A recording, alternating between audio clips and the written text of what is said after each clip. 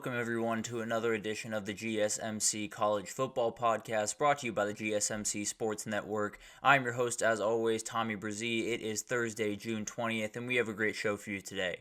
We're going to start talking a little bit about a new revenue distribution idea for the revenue sharing that has been passed with the House resolution that came over about 2 months ago, but it looks like the football programs are going to get a big piece of the pie, so we'll get into that and some of the repercussions that could happen because of that. Then we'll get into Urban Meyer's comments about Ohio State, calling them maybe the most talented roster ever. Jim Tressel also kind of had those sentiments as well, so I kind of want to break down their roster and why I don't necessarily agree with them too hard. Then we'll get into two-way players. Travis Hunter obviously is an absolute star on the college football level because he can play both ways. Well, it sounds like a couple other guys are trying to follow in his footsteps, so I want to break those guys down for you today. Then we'll continue with our stock up, stock down segment. We'll get into the Big 12 today, give you two teams that I think might just be heading in the right direction, two teams that I don't think necessarily are heading in the right direction. Before we finish it off with a Hot Take Thursday, definitely a ton to get to, but the Hot Take Thursday will be about kind of a scheduling hiccup, I suppose you could add to the future of college football that I think would really improve the state of college football as of right now. But before we jump in, don't want to see that. Before we jump in, I do want to remind you all we get tons of questions and comments throughout the show, and the best way for you all to get your question on the screen, we can have a fun back and forth, is to use the tip and donation link at the bottom of the screen, gsmcpodcast.net. It's a huge help not only to us here at the network, but to you all. You get to kind of have a fun, interactive experience here, and that's always good for the both of us. Again, that's gsmcpodcast.net. But let's jump right in, and let's talk about this new revenue distribution model that has been kind of thrown out there by a couple different entities. The person kind of overseeing this all is Judge Claudia Wilken. We talked about her a little bit last week. She oversees a ton of antitrust cases with NCAA athletics, but also just sports in general. So definitely a very qualified person to be overlooking this case. As we all know, the big question here is, how do you split up the revenue? How do you figure out how that, I believe it's $22 million is the top that you're allowed to pay. $20 million, you can go down from there kind of.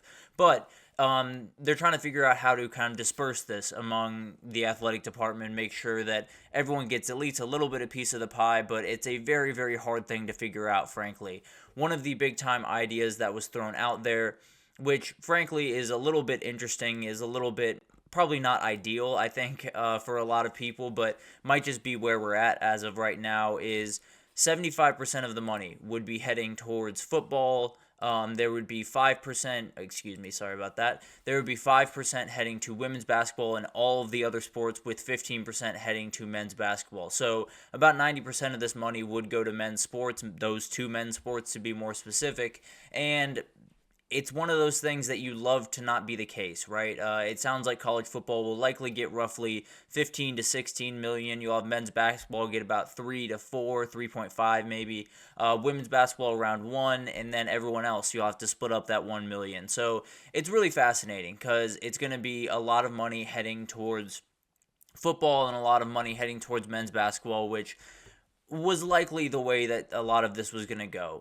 When you look at the way that the back pay is going to be paid to some of these athletes, the vast majority is to football and men's basketball players. So it's one of those things that it's kind of between a rock and a hard place. You want to use Title IX, and you want to be able to, for that to be able to apply to this, but the kind of harsh reality of all of this is you can't necessarily do that, because then there would be football players possibly down the road arguing we're not getting paid our fair share, which is a whole other antitrust lawsuit that they could get themselves into. So it would be in an ideal world, I'll put it this way. In an ideal world, I think I would split this 50-50. I think women's sports would get 50, men's sports would get 50, and then you would bridge the gap for men's sports through NIL, through collectives, whatever that looks like.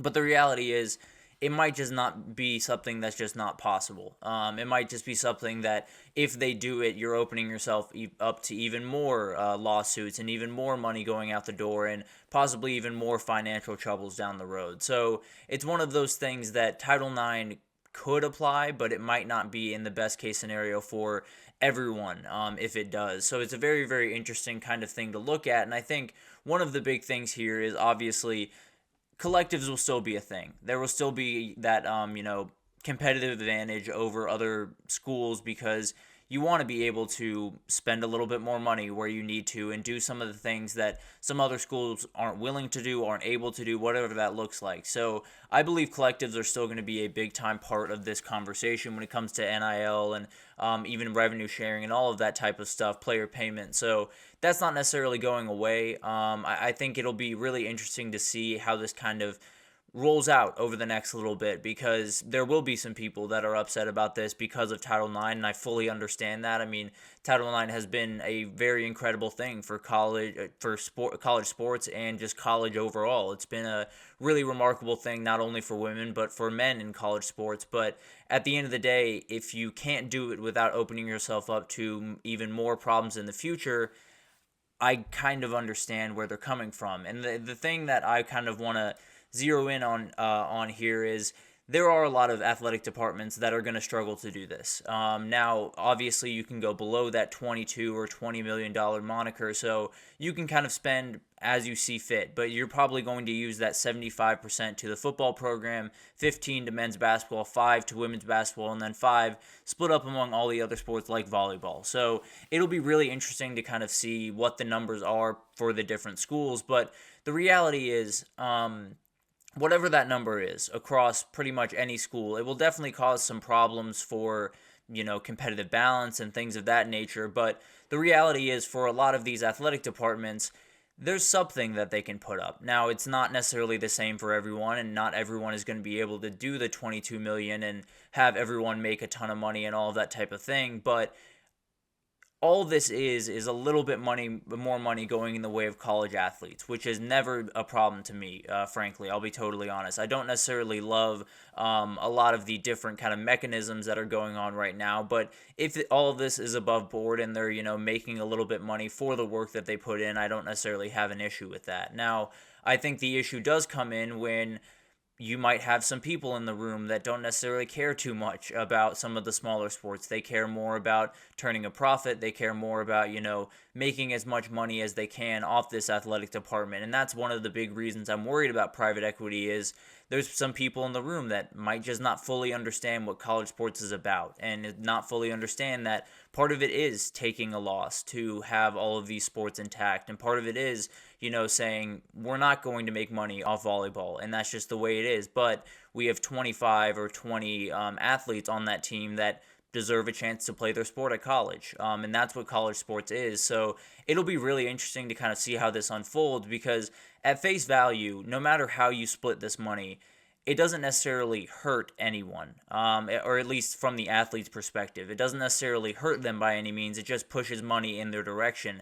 The question then becomes, if you're pushing a lot of money in football's direction and maybe you're getting some people involved like private equity, what would be the kind of conversation that happens 5 years from now if one of the volleyball program or the swimming program or whatever sport you want to throw out there, what if that is not making the money that they want and they're not getting the return on investment they want, and that's just kind of the way of the world and they want to get rid of it? I think that's the biggest worry for me. I think as of right now, there's not really a big issue with the way that it's split. Although that football is getting the vast majority of the money, it's not necessarily a problem until, some people in decision-making areas make it a problem. And frankly, I'll be totally honest, I'm not overly confident that it won't become one in the future. But the reality is, if this is handled, above board, if this is handled responsibly, if people understand that this isn't about, just making a lot of money, and this isn't about finding an opening in college athletics to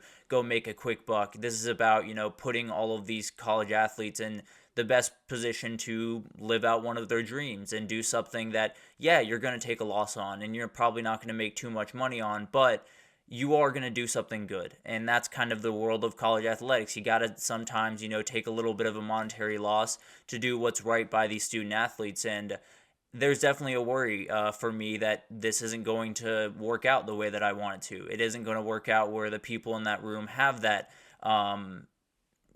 care, I suppose, have that desire to keep all of these smaller programs moving. So it's definitely a worry. There's no two ways about that. I think all of us are just a little bit worried going forward about what the future holds with this new idea and revenue sharing and also possible private equity getting involved. But at face value, neither of those things are necessarily bad things. They push more money into college athletics, hypothetically, get more money in the hands of swimmers and volleyball players and softball players. Maybe not as much as they would like, but more than they have right now. Then the reality becomes, what do we do if these sports don't turn a little bit of a profit in 5 years? Are we keeping them around or are we cutting them loose? So it's kind of that fight between two things where you want to believe in the goodness of the people making these decisions, and you want to believe that they fully understand what college sports is about, and it's not about making money, or it's not about turning a profit in every single sport. It's about just doing right by the athletes, and it'll be really interesting to see kind of what happens across the country. It is more important now than ever before to have people in the room that fully understand that this isn't just about money, and this isn't just about finding the best stock essentially in the college sports industry. It's about finding the special things about college sports, which in some ways is losing a little bit of money here and there to make these kids have the ability to live out their dreams. So it's a little bit of a kind of a double-edged sword where, as of right now, there's very few problems. If private equity gets involved, it's not necessarily a problem at face value. If 75% of this money goes to football, it's not necessarily a problem at face value, but it could be, definitely down the road. It could create problems down the road, and that's kind of what I'm most worried about. But if you have the right ADs in your building, if you have the right commissioners, if you have the right presidents and all of those people, I think you'll be okay. I think a lot of people will stay intact. I think a lot of sports will stay intact, and at the very least, we'll be able to look up in 5 years, and college sports won't be entirely different. It'll be slightly different. I'm not going to lie to you there, but it won't be, sports just totally cut off and set adrift. So that's the ultimate goal. You obviously want all of these sports to continue on and be a big part of college sports going on, and that's going to take some decisions that are just kind of out of the kindness of their hearts of these athletic directors, presidents, commissioners, what have you. So it'll be fascinating to watch, but we're going to take our first break here. And when we come back, we're going to talk about Urban Meyer and Jim Tressel. They had some very intense comments about this Ohio State roster and how it might just be the most talented they've ever seen. So we'll break it down right after this, so stick with us.